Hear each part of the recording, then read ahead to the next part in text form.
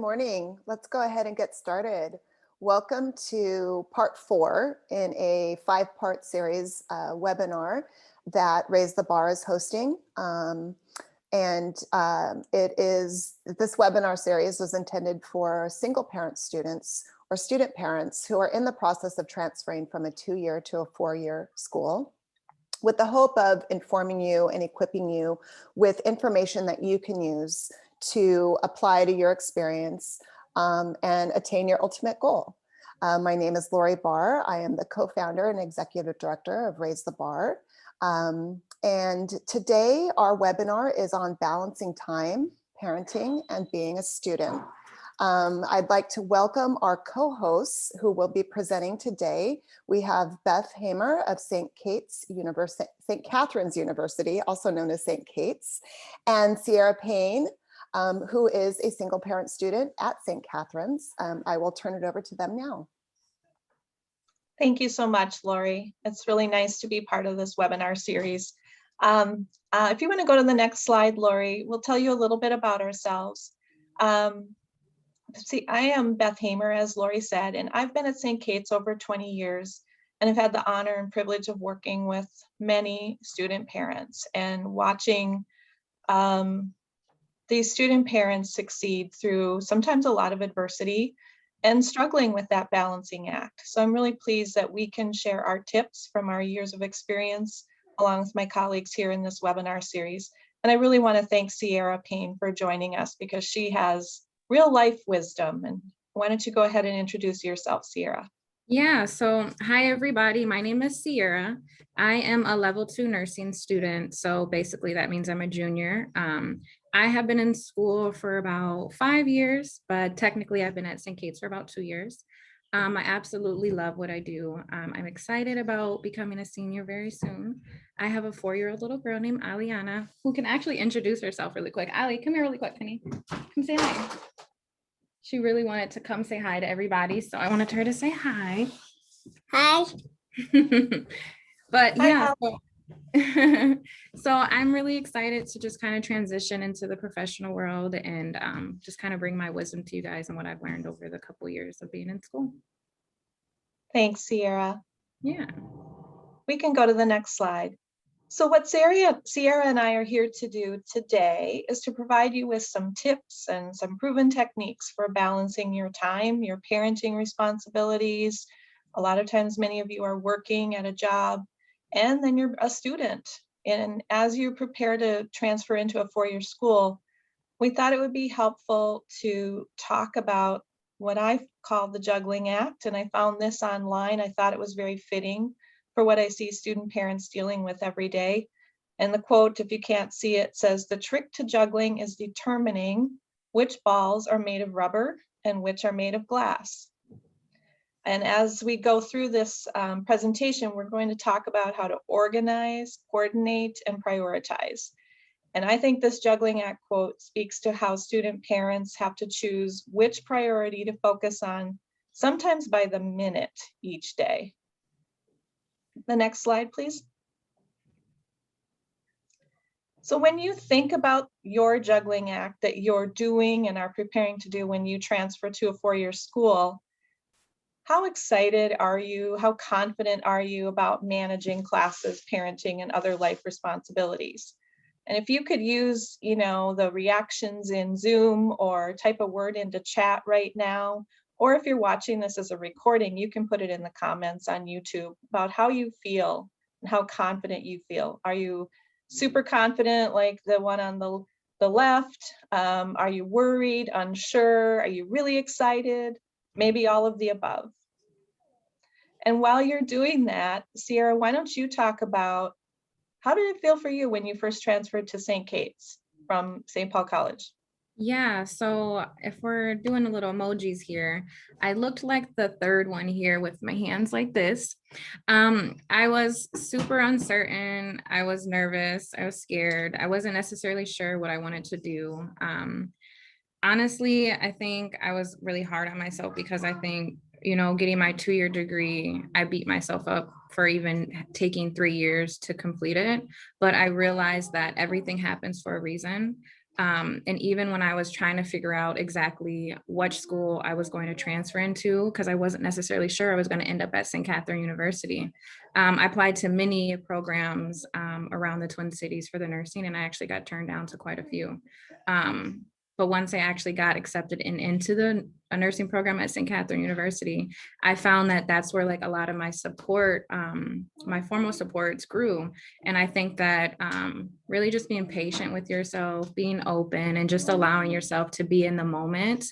And it's okay to like feel that way. It's okay to have those emotions and feel uncertain and feel like you don't belong, because eventually you'll see as time progresses that you do belong and you do have a purpose, and you do have all this, like, basically you do have a lot of promise to bring to the future and to like everyone in your classes and teachers, and you have a voice. And just remember that it's hard now, but eventually it'll pay off. Thank you, Sierra. Excellent. Yeah. We can go to the next slide. So one of the things that we know is true is that challenges will occur as you transfer from a 2-year to 4-year school. And we also know graduation is possible. Mhm. One of the things that I want to talk about first is that there is something called time poverty amongst student parents. It's been talked about with the Institute for Women's Policy Research, and they define that as insufficient time to devote to your college work and the lack of quantity and quality time available for your studies. So this is a real thing, and what we want to talk about is how you can maximize the time you do have so you can be successful. And with knowledge, planning, and a good support system, you can do it. Excuse me. So student parents transferring from a 2 to 4-year college, face several challenges, including the extra time needed to complete your classes compared to your classes in community colleges. There's often more intensive writing assignments, group work expectations, internships, and clinicals. And a lot of students have to work at least part-time in order to pay for the more expensive schooling, or if they're running out of financial aid because of the transfer process. So we want to talk about how you can prepare and adjust to the challenges so that you don't drop that glass ball. Next slide, please.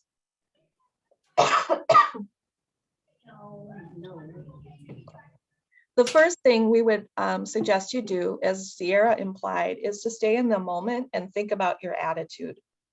One of the biggest challenges I hear from the students I meet with is a feeling of guilt or nervousness or worry about what you're sacrificing in time with your child, your financial struggles continuing on for a longer time.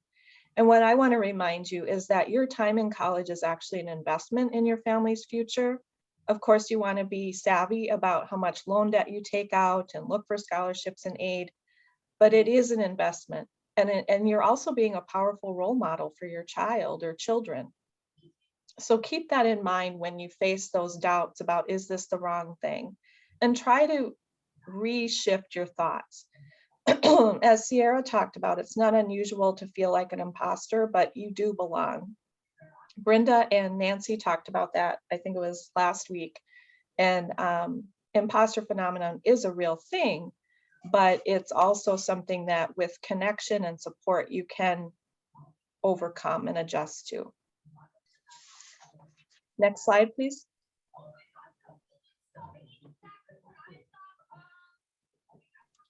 One of the first things we would encourage you to do is to determine your learning style. You know, with this last year being in a pandemic, a lot of classes have gone online, and I think more schools are probably going to offer more online options. And if that suits you, that's great. But if you prefer learning in person and you notice that you thrive better learning in person, maybe pay attention to that as far as what school and what setting you, learning setting you choose. And then also think about, how do you learn best? Are you a listener more than visual? Are you somebody who has to be doing things as part of your learning? And just think about how that might impact what setting, again, you're choosing to go to for your four-year school. Sierra, can you talk about what you've learned about your learning style? Yeah, so over the course of my transition, I know with my 2-year degree before I transferred into St. Kate's to my 4-year, my learning style was it was pretty straightforward. I actually didn't have to spend too much time studying, but I think once I transferred into the actual 4-year, it changed a lot for me. And I think it was just because the workload changed and I didn't realize how many parts came with nursing. So for example, with nursing's a combination of all auditory, visual, and kinesthetics. So we do like on-campus learning, we have simulations, we have labs, we have our clinical rotation. So we have a lot of different ways in which we kind of have to learn. But I think really just figuring out what works best for you. So like, for example, with lectures, I attend all my lectures, but I'm not necessarily a person who does well at just listening to what someone's telling me. I actually have to replay the lectures after. I have to take notes after. And I even, sometimes I'll be dropping my daughter off to school and I'll play the lectures in the car. As far as having to do something, I have tons and tons of whiteboards in my house. I have a whiteboard in my living room, I have a whiteboard in my room, and I have one right in the bathroom too. And I just kind of write stuff down. So I have to write a lot. I do a lot of repetition, especially when I'm sitting down and actually studying. There's times where I actually write the same sentence like 10 times over until I know that I can look at someone and repeat it to you without having to look at anything. And that's how I know that I got it. As far as doing something, so for skill sets that we learn, I think just the more you do something, the better you get at it. So yeah, just really being patient with yourself, allowing yourself to adjust to different things and being open to adjust semesterly because everything changes and your workload changes. So yeah. Thank you, Sierra. Mhm. Next slide, please. So one of the first things we're going to talk about is how to organize your life for when you transfer to four-year school. One of the things both Sierra and I agree on is you have to have some way to plan your time. Whether you prefer a printed calendar, marker boards, whiteboards, like she referred to, your smartphone, try to have everything in your life in one place, because the busier you get, the easier it is to forget things. Things can slip through the cracks. You could miss assignments, and in some competitive programs, you need all the points you can get. A lot of students color code between what's family, what's classes, what's work. And I also want to say include time for you each week. And we're going to talk about that in a minute. But some other things to do with planning your time is when you're registering for classes, strive for block scheduling at first. Particularly when you first switch to the four-year school, you might still need some elective classes that have more options for days offered and times of day. So some student parents will try to get all their classes on Monday, Wednesday, Friday, or only mornings or only afternoons. And that way they still have time for working a part-time job or having their children in childcare less time or needing family to help with childcare less time. So those are things that we would recommend you do, along with planning for the day-to-day, as well as like a semester at a time, like Sierra said. Sierra, do you want to throw anything in here about what you found works to keep your time clear with you, what you use to plan? Yeah, so each semester, once the syllabuses come out, and they typically come out, I think maybe like a week or a couple days before the actual class starts, what I do is I'll actually take my syllabus and I'll grab my phone, I'll grab my planner, and I'll just kind of organize my schedule. So I use Google Calendar. I use an app called Pulse, which I'll kind of get into a little bit later. But my Google Calendar, what I do is I just kind of color code places that I need to go to. So as far as like my simulations or my labs, my clinicals, each class is blocked off. And I have it specifically color coded, so I know exactly where I need to go. And it sends me reminders, so that's super, super helpful. And as far as the Pulse app is just like a app that's connected to your D2L Brightspace. And what it does is it populates all your coursework for each of those classes into this Pulse app, which sends you notifications. And the cool thing about it is it does it like on a day-to-day basis as well as a weekly thing. So like if you know that you have a few days off, then you have time to just kind of breathe. But then it'll also show you there's like a big hump where you have all these assignments due. So you know that that's coming up. So what you can do, being that you have all these extra days off with there's no due dates for assignments, is you can take that hump and distribute those assignments between those days so that you don't feel like you're super overwhelmed. Another thing that I do is with nursing, we move as cohorts. And what that means is basically you have the same people in the group that you move with. So everything you do as far as class, simulations, lab, you're with the same people. So we actually created a Facebook Messenger group chat where we kind of remind each other of assignments. So I would say really just kind of connect with your peers, create some friends, associates, however you want to view it, just create them and find a way to where you guys can work together and kind of get through the journey together as a partnership, because you guys are in it together as a group. So yeah. Thank you. Excellent, Sierra. Yeah. Lori, if you would go to the next slide, I just have an image of one other idea for planning. Some students that I work with really like this. We just write it out on paper together, and it's a 24-hour, 7 days a week planning sheet. And our semesters are 15 weeks, so I'll print out 15 of these, and some students will meet with me or a partner, and every 2 or 3 weeks, they'll fill one of these out, or even just by the week. And I really encourage students to do it in pencil so that you can erase and make changes, and then put in everything that you have going on in your life, including, dishes, cooking, laundry, putting your child to bed, your own sleep, which we're going to talk about a little later, as well as your classes. And then once we fill that all out, you can start to see some white spaces emerge. And those are the blocks you could use for some studying or writing a paper or things like that. So for some students, doing that works for them, and they put it up on their wall or they have it in a folder in their backpack at all times to refer to. You really just want to find what works best for you. As Sierra said, the technology is her friend, using Google Calendar and the app that she talked about and Messenger. Yeah, work with what works for you. So we can go to the next slide now. Beth, I do want to add a little Sierra. bit more. So as far as like with the organization, what I also do is I overschedule. So when I know I have to be somewhere between 1 or 3:30, I'll do it between 12:30 and 4 o'clock.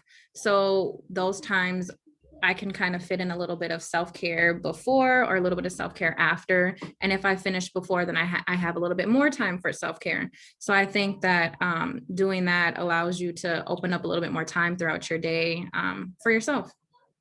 Well, and then if something goes wrong, like you get stuck in traffic or whatever, you're not panicked because Absolutely. you scheduled yourself too tightly. Good point. Yeah. So speaking of self-care, we're on that slide. And as we mentioned, we really encourage you to prioritize self-care because it will strengthen you as a parent, student, family member, employee. It's like putting gas in the tank, or the old analogy that so many people have used is if you're on an airplane, you're taught that if something goes wrong, you put on that oxygen mask for yourself first before you do for anyone else. So if you're going to be able to think clearly, take good care of your family, manage your finances, all of those things, you have to pause once in a while and do some self-care. And I really liked this graphic because it's not your typical take a bubble bath or, exercise, which of course are awesome too and are really important. But I'm talking more about the internal things for self-care. like forgiving yourself if you've messed up or you haven't had as much time with your child or children as you hoped in a given week. Saying no. I know a lot of student parents sometimes feel pulled in many different directions, and certain family and friends may not always understand why you're giving so much of your time to school. If they haven't gone to college or aren't currently in college or gone after a 4-year degree, they might doubt that you really need this much time for school. And yes, often you do. And so saying no and just being, giving yourself grace to do that can really help you get some study time freed up. And then at the top, asking for help. We're going to speak about that a little more in a bit with your support system. I don't know too many student parents who've been successful doing everything alone. It really is something that you need support for. And I think, Sierra, you're going to talk a little bit about what you do for self-care, and then next we'll talk about support system. Yeah, so this is a big part of my life. I think that if you do not have self-care, then you're not able to do really anything. And what I mean by that is there's an analogy that I learned in my first semester of nursing school, and it really stuck with me till this day. And it really kind of shaped the kind of choices that I make intentionally throughout my day to kind of get me through the semester. So basically it was, you have to fill your cup before you can fill anyone else's cup. First. And so what I do for my self-care is I have put sticky notes in my bathroom wall of little like affirmations and like self-love notes to just kind of remind me that I'm right where I need to be. And I just kind of have to allow my faith to guide me and never allow my fear to hinder me in the choices that I make in my life. And that I just need to breathe and take a moment and reflect and appreciate how far I've came in my life. And the reason why I have it in my bathroom wall is because immediately when we wake up in the morning, where do we all go? We go to the bathroom. So right away when I go into the bathroom, I turn my lights on and I see these messages, and it just really positively influences my day and kind of helps me push forward and keep working hard towards my goals. Another thing that I do for self-care is I just, like I said, I overschedule so that if I were to complete something early, I have time to maybe just go sit on a bench and breathe, or I have time to go for a little walk before I have to come home and do homework, or I have time to add in like 10 extra minutes for a bath, or I have time to make a phone call that has nothing to do about homework or schoolwork or anything like that. Or maybe I have time to kind of scroll on my social media accounts, even though that's probably not the best thing to do, but sometimes it's kind of needed so that you're not so stressed out with school. And especially with self-care, what I do for my exams is I typically prep myself for my exams 5 to 7 days before. And I study pretty intense for my exams, but I always reward myself after for my self-care. I always try to do something for myself, whether it's walking around the mall or me and my daughter going somewhere as far as going to the museum. If you receive like SNAP benefits, you can get really cheap tickets to go to the museum. So that's always nice, and she really loves it. Or we kind of talk and she figures out what she wants to do after my exam week, and we just kind of have some fun together. We kind of breathe, and I intentionally leave my laptop at home so that I don't have to worry about doing any homework. But I know when I get home and my daughter's going to sleep, I'm going to open up my laptop and do some homework. But during that time, I was able to give myself time and replenish my energy so that now I can direct it in the right way. So, yeah. Thank you, Sierra. Yeah. We can go to the next slide. We're going to start talking about support system. And that's where coordination comes in. We've talked about organizing your schedule, planning out your classes, etc. But what's going to support you to do all of that successfully is creating a strong support system. And I know that can be hard because not everybody has a large supportive family or a partner or friend group, what have you. So on this side, you can see that we're talking about informal and formal support options.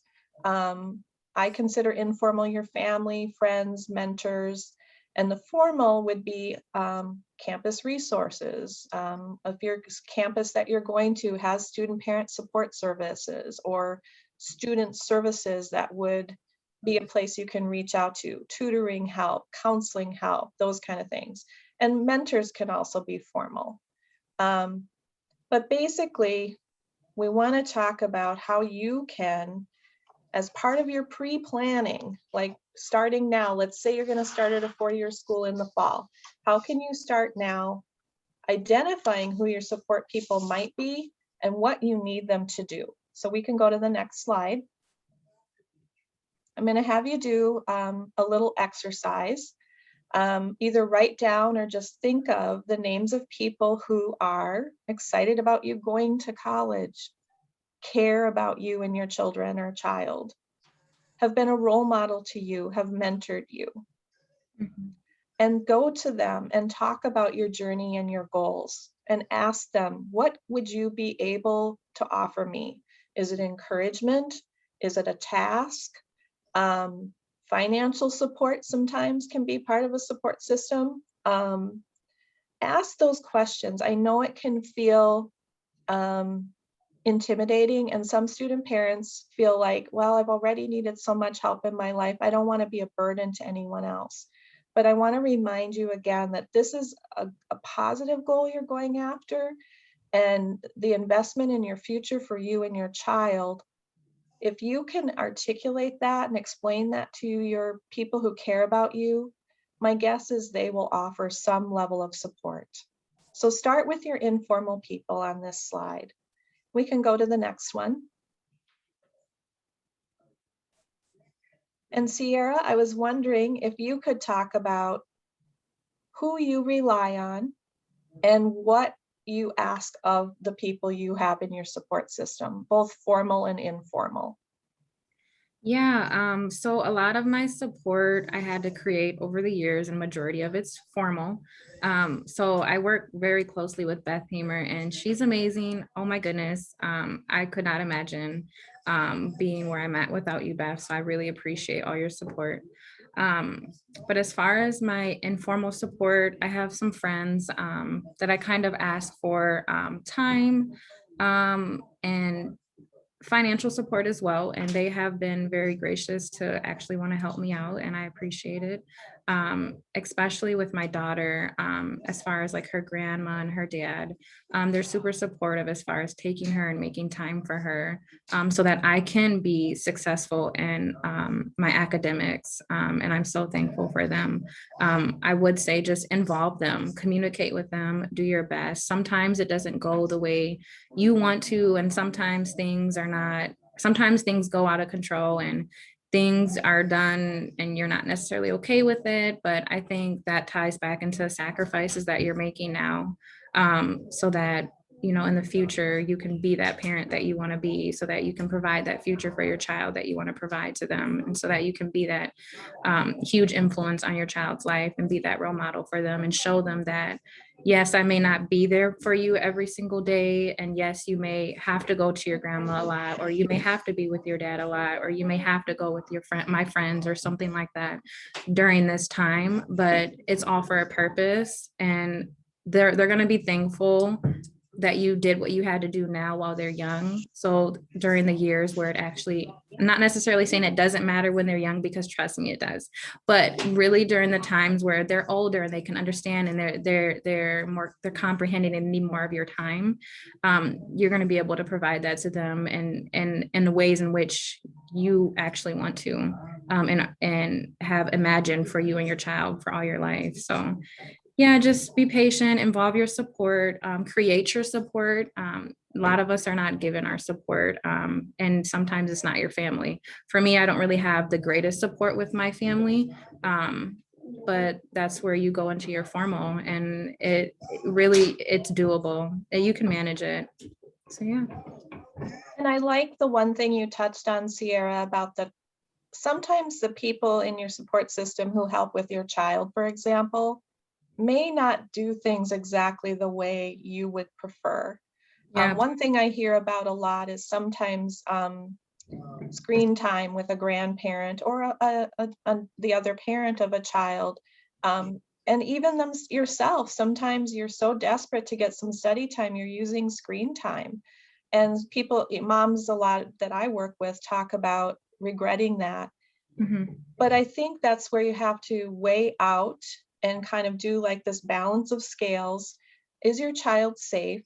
Are you having quality moments, and are you able to still communicate with your child how much you love them, how much, you know, planning out how much you're going to do together on a weekly or every so many days basis, those kinds of things.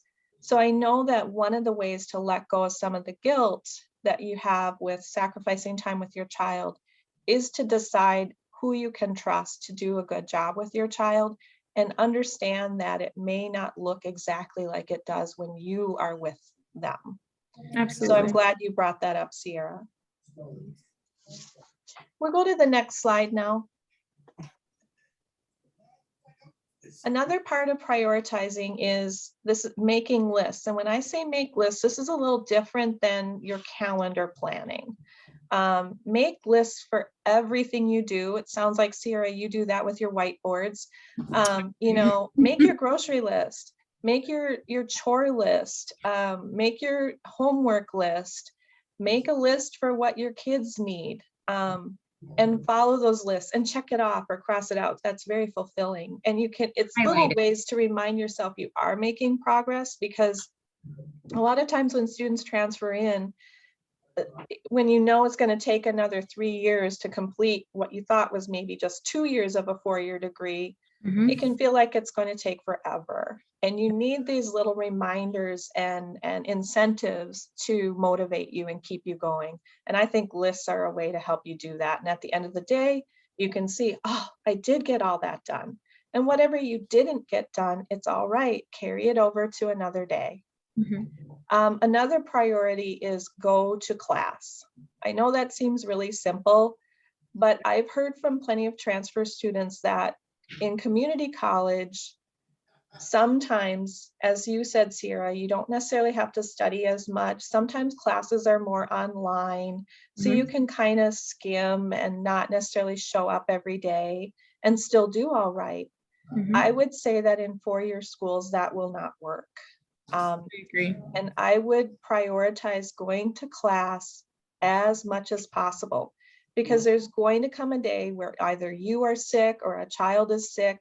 And that's when you're going to need your reputation as a student to kind of be in your favor, to negotiate with a professor to say, hey, I can't make it to class today because my child's sick and I have no one else to watch him or her. Can I get the notes? Can you work with me to hand something in late? Having been in good, strong attendance already will help your negotiation with that faculty person. Also, I would say if your childcare falls through, there are some times where you can bring a child to class with you. And it kind of depends on what the class is and the instructor.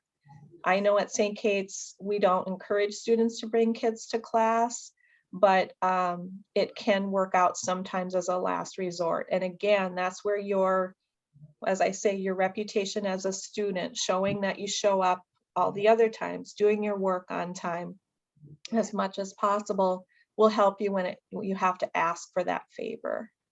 Sierra, have you had that experience? As far as bringing my kid to school, Well, and making lists and having to negotiate things with instructors if you got behind. yeah, so I actually had to reach out to a few of my instructors to ask for an extension on an exam at one point in time in my nursing education. It was due to a lot of outside stressors going on. But I think one thing that benefited the response, and the reason why I actually got my extension, was that I was very open with my instructors, and this was before I even reached out for an extension. Just in general, I would just let them know that I was a student parent. I would let them know my situation. I would let them know what I was balancing, and I also would show, like with my academics, that, you know, I am trying my hardest to turn everything on time. I am doing my best as far as on my exams. I am performing how I need to perform. I'm on time. I'm never late. I attend every single class. So they actually look at that and they see that. And I think that if they see you working your hardest, then they're more willing to work with you and allow you to have these extensions. So, yeah. Thank you. Mhm. So then we also have on here determining your best time of day to study. And I know that when your schedule's tight, you don't always get to study at your preferred time. However, I think it's worth thinking about. If you have a lot of really dense reading to do with really technical information, are you better doing that before you go to bed? Are you somebody who would be better doing that when you wake up? I remember that one mom I worked with years ago in nursing as well, actually would go to sleep with her daughter at like 7:30 at night. And she would get up at 3:30 or 4 a.m. while her daughter still slept. And that's when she was able to do her best focused studying. And that would so not work for me. I'm not a morning person, but it worked for her. So I encourage you to think about how you can figure out that best moment of the day for you to do that harder learning. And then Sierra, you were going to talk about Brightspace and how you figured out your best time to study. So as far as my best time to study, like I said, I usually study 5 to 7 days before exams. But I always include my support in my plans of study. So I kind of give them heads up like, hey, my exam week is coming up. I'm going to need you guys to take Ali for 5 to 7 days. And everyone's support system is different, and the way everyone study is different. So find what works best for you and take that and allow it to kind of shape your academic performance. So what I mean by that is, with my support system being able to take my daughter for those 5 to 7 days, I'm able to have those 5 days to myself so that I can study. And I'm a person who studies very intensely. You don't have to study like that. It's really just whatever works for you. But for me, I kind of study intensely. I do kind of morning to night, and I really only take breaks, to eat or drink or do a little bit of self-care here and there. But yeah, I just think it looks different for everyone. Like the other nursing student, she goes to sleep at 7:30 and she wakes up at 3:30 in the morning so that she can study. There's people who will stay up all night and do overnights and study all overnight, so that's the time that works best for them. For me, it's during the day, and with my support system that helps me so that I can study. So just finding your informal and your formal supports for your children and finding out what time works best for you. Finding out what time It's all works good. for It's all you, good. so that you can, retain this information and, perform your best with your exams. And what is Brightspace and how do you use it? Did you want to say more about that? Yeah, so Brightspace is the Pulse app, and I kind of talked a little bit about it already, and I'm going to bring it up here and so you guys can kind of see a little bit of what I want to show you. But it's basically an app that transfers all of your coursework into like a calendar thing. So hopefully you guys can kind of see it. So I see it there. Yes. if you see like this little hump here, that basically Mhm. is when I have a lot of assignments coming up. And the days that were empty is just when I have kind of free days where I don't really have anything. But in all reality, it's not a free day. I mean, I don't think we really ever have a free day. It's just telling you that you don't necessarily have anything due for that day. So with that hump, it's a way for you to just kind of distribute your assignments throughout those free days so that you don't feel like you're extremely overwhelmed. And another thing with, preparing for study time and exams is you not only have to create, time to study, you have to also make time to complete these assignments, because if you wait, then it just stacks on, then you have to find time to, do all of your studying. So I will encourage you guys, to absolutely download the Brightspace Pulse app and look at your hump days and distribute your work evenly so that you don't feel like you're spending all of your time working on an assignment. And then, seeing that you have an exam coming up in a week or two, create a couple days where you don't have any homework to stress out about, and you can just kind of focus on reading the material, watching your lectures, replaying the lectures, or writing your notes, or doing whatever works for you as far as studying. Yeah. Thanks, Sierra. Yeah. We can go to the next slide. One of the things I wanted to point out is how much Sierra just talked about it. Do not cram. it won't work in the long run. Spread out your studying every day a little bit. And there definitely can be a day a week where you take most of the day off or something, but you probably need to be doing something every day. And when I get students asking me how much time do I need to study, for four-year degree programs, in general, we follow this example. For every 1 hour you're in class time, plan to study an hour and a half to 2 hours outside of class. So if you're taking 16 credits where you're in class, you need to be studying 24 to 32 hours a week. And that's doing homework, studying, etc. That has generally proven to be successful for students. And I know that's hard when you're thinking about fitting in a part-time job, etc. But I would try to follow this rule of thumb. Depending on your major and the classes you're taking in a semester, it could be a little less or it could be more. So let's go to the next slide. We're also going to talk about where to study. Now, this will be more for post-COVID because right now most people are studying at home, right? But some ideas for when you do transfer into a four-year school. Look at public libraries where you could go with your child if you have young kids for a story hour. And maybe while they're listening to the story, you're nearby and you're skimming some notes from a lecture. Or join the Y or another gym that offers free childcare, and you can have a book on a treadmill while your child's being watched. On this slide, I have a picture of our child-friendly study room, which has a play side, which you can see, and then on the other side of a glass wall are study tables and computers, so your child can be occupied and kind of in a fun new place, so you can get some things done. And then there's always the issue of, let's say you finally get that right place and the right time to study and your brain is doing a ping pong job and you can't focus. Some students have told me about a Focus Me app, which limits your ability to access social media for a period of time. It keeps your phone or your laptop just focused on certain things. I suggest setting a timer for 45 minutes to an hour and then take a break, walk around, go check in with your kids, and then get back at it and set that timer again. We can go to the next slide. We're going to talk about how to maintain brain health for college success in a four-year school. And we've got a little video clip we're going to show you about how sleep happens in cycles and that you need all these cycles for optimal learning. So Stephanie, if you're able to play that now, that would be great.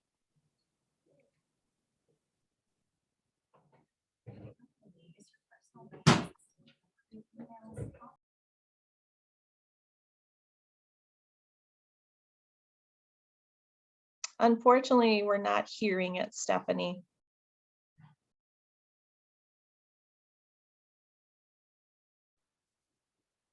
Rapid eye movement or And rapid eye movement or REM. NREM begins when you first fall asleep, with the REM stage following directly afterwards. Researchers have found that memory formation is initiated during the NREM phase and is then consolidated during the REM phase. Overnight, each cycle is repeated around 4 to 6 times, with each cycle lasting for 1.5 to 2 hours. More importantly, one's ability to learn is greatly dependent on the amount of NREM sleep during the first quarter of the night and with the amount of REM sleep that one gets in the last quarter, further emphasizing the need to sleep for a full night. So, thank you, Stephanie. That's just a little blurb that I wanted to show you so that you can see how important that deep learning is. Sleep is connected to your deep learning. You have to get into REM in order for hard information to go into your long-term memory, which you're going to need when you have to do an exam or write a paper. And then Lori, if we can go back to the main PowerPoint, we'll keep going. The other part about sleep is that, you know, everybody is different. There's a range of how long your cycle for REM is, and it can range as little as 6 hours a night up to 9 hours a night. So it's important to pay attention to your sleep needs. Now we're going to move on to making time for family. And we're on slide 19, Lori. I'm not able to see the slides, Beth. I know. Okay. I'm Stephanie or Lori, can you present the slideshow? Here we go. I am working Thank on you, it. Do you see Stephanie. it? Perfect, Yes. perfect. So we're talking about making time for family, because that will help fuel you as well. Because we've talked so much about that fear of sacrificing time with your child. And so we have some images here, and I know, Lori, I was going to have you share a story, but you're working on sharing the slideshow. So should we have Sierra go first? Whatever works for you. Oh, there you are. Lori, why don't you talk about when you and your son, Anthony, were in college, and you had this Sunday time, right? Yeah, so, you know, 6 days out of 7, I was gone from my son for about 16 hours a day, leaving in the morning at 6 a.m. and not returning usually until after midnight, or at least until after he was asleep. And so our time was very, very limited, and I rarely got to see him, so much so that I had so much guilt and really a fear that he was going to forget that I was his mommy. And so what we did was what I did was I decided that our day together would be Sunday mornings, because that was the time that I would carve out to just be with him. And this was before social media and technology and, you know, all the other distractions that we have in our lives now. And so what we would do is we would just spend the morning together. We would go to church together, and then we would go have some lunch. Our little routine included going to the Olive Garden, and he loved it. I could afford it, you know, and we would just sit at the table and do the little placemat, you know, games, and just makeup games, and, you know, play bingo, and just like do our own little thing. It really didn't matter what we were doing. It was just the fact that we were together. And in those, you know, that 4-hour period of time, it kind of, you know, it filled our cups, and it was really special. And to this day, my son's now 29, so this happened 26 years ago. To this day, my son talks about those Sunday mornings at the Olive Garden as being really special. And so, you know, it was really something that I'm happy that we did. And I'm grateful for that 4 hours. Okay. That's so beautiful, Lori. I love that he still talks about Olive Garden Sundays. Sierra, I know you've used time with Ollie for certain things after exams. You have a reward time, right? And Yeah. I think this picture is from that. Yeah, so that picture was when we went bike riding. So typically, you know, for my exams, the 5 to 7 days I take away from her, I will call her frequently and just kind of let her know, like, hey, we have 6 days left, or hey, we have 5 days left, or we have 4 days left, just to kind of let her know that we have 7 days left. yeah, just to kind of let her know that we're getting close to where we can spend the time together to do something. And then when we actually are together, I allow her to kind of pick and decide what she wants to do for the day. Go to the kids museum. Like now, I just allow her to kind of pick and choose what she decides to do, whether that's going to the kids museum, or going for a bike ride, or walking around the mall, or going to the park twice a day, whatever whatever she wants to do, we're gonna do it, because Kids museum.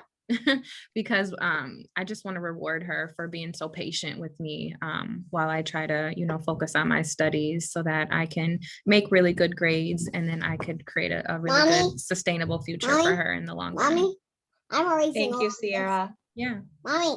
We can go to the next slide. I think we know where you're going the next time, museum. Yeah. One of the last things we would recommend in the balancing act with school and family is to involve your family with your campus. And I know not every campus has student parent offices, but a lot of campuses offer family-friendly events. And here you can see an array of pictures from the University of Minnesota, UCLA, And if you go to the next slide, I think we have some more. And basically what we're, basically what we're saying is, like Sierra said, you're rewarding your child for the sacrifice they're making. They're on this journey with you. And bringing them to your school to have some fun can really help them have a positive association with your school rather than just that place that takes mom or dad away from me. And I think it also makes you feel like you belong at the school when there are family-friendly events. So I would argue, look for a campus that does those kinds of things and recognizes that student parents attend there. Now we can go to the next slide. We're just going to show you our summary of tips that we've gone over today. Just as a refresher, banish that guilt. Your time in school is an investment in your family's future. Work hard to say no to self-doubt. It's a work in progress. You want to challenge those thoughts about why you think you don't belong or why you're doubting yourself, and use your support system to do that. Plan your schedule. We can go to the next slide. And then obviously we've heard about connecting with other students and other student parents at your school or online. There's more and more online student parent groups. This webinar series is on YouTube, so hopefully it will help other student parents feel some connection and know that they're not alone in their journey. Obviously, we've talked about prioritizing by the day and by the hour. Just keep up that part of your daily life. Make it a habit. And we can go to the next slide. Get your sleep. I think we've made that really clear how important it is. And I know it's easy for us to just say that, but it really is true. You need enough sleep to do this long-term hard journey. Make use of your resources and support systems. Leave time for yourself. And like we just said, involve your kids in your education. Even if you don't come to a family-friendly event, go to campus with your child to show them before you start. This is where I'm going to be. Here's the building where my classes will be. On our campus, we have a duck pond, and a lot of student parents like to bring their kids to feed the ducks and just walk around a little bit. Those kind of moments can help you feel like your personal life and your school life are interwoven together. And we can go to the next slide. And that's it. There's the wonderful faces of some Raise the Bar scholars. And to me, the middle one is Sierra and Ali walking off into the future after graduation. I love it. Goodness, so excited. Yeah. And I we just want to add, we just have a few minutes for questions, Sierra. So I want to allow that time. yeah. Are there any questions or from attendees? Oh, hi. And Hi, sorry, this is Steph. I just had to hope everybody's still seeing the screen. A question for Sierra. How do you separate what you put on your 3 whiteboards? Is it the same information, or do you classify it in certain ways? Yeah, that's a good question. So the whiteboard in my room is specifically for like assignments. The one in the bathroom is like for specific areas and places I have to be. And the one in the living room is just kind of things that I have to do that doesn't necessarily relate to school. So grocery shopping or making time for Ali. So yeah. And one more question. one I cut. What advice do you have for a student parent who has a small apartment and no designated place to study? It's a great question. Yeah, so small apartment and no designated place to study. Well, really, I guess that's kind of me. So I have a pretty small apartment, and what I did was I actually went on Amazon and I searched for like a little desk or something like that. And I ended up coming across one that was about $30, and it's a very nice desk actually. And I put it in my living room. And I bought some little cheap lights from the dollar store, and I kind of set it up nice so that that's my place for studying. So when I go in my living room, I have a desk there, and I can study there, and then my daughter is able to sit on the couch or be on her iPad, and she can focus on what she needs to be focused on while I have her food and drinks and everything. I kind of overstock for her so that everything is in arm's reach, so I don't have to kind of get up too much. Mom, you remember I had to be the football player. Yeah. So I think really just kind of making what you have do, because it's just temporary. Yeah.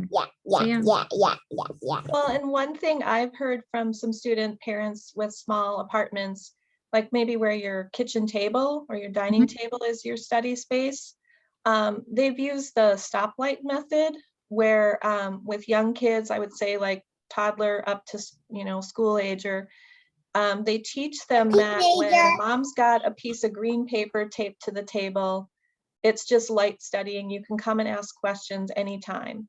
Or when, dad's working on a really intense assignment, he's putting up a red piece of paper that says, stop, you can't ask questions, you have to wait. And yellow is, you can ask a quick question, but I can't leave what I'm doing. So some of our student parents have told us that they found that really successful. Mom, am I doing good on cutting?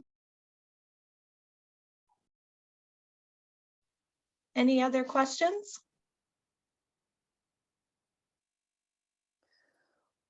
Well, Beth and Sierra, thank you so much. That was so informative. I really wish I would have had a webinar like this when I was a young single parent student 26 years ago, but it was so informative. Thank you for your expert advice. Ali, thank you for sharing your mommy with us for the last hour. I hope all of our viewers enjoyed this experience. And if there are additional questions or comments or anything more that you would like to know, you can reach us at raisethebar.org. And as Beth mentioned, our this webinar series is on YouTube. It's also accessible with the PowerPoint on our website at raisethebar.org under transfer series. And we just thank you very much for joining us. Our last and final webinar will be on Monday at noon Pacific time, 2 p.m. Central Time. We will have Susan Warfield of the University of Minnesota lead us through that social capital webinar, and a student parent panel who will share how they've built a network to help them succeed and ultimately attain their degree and go on to secure a career with a family sustaining wage. And with that, we will end this experience, and we hope to see you on Monday.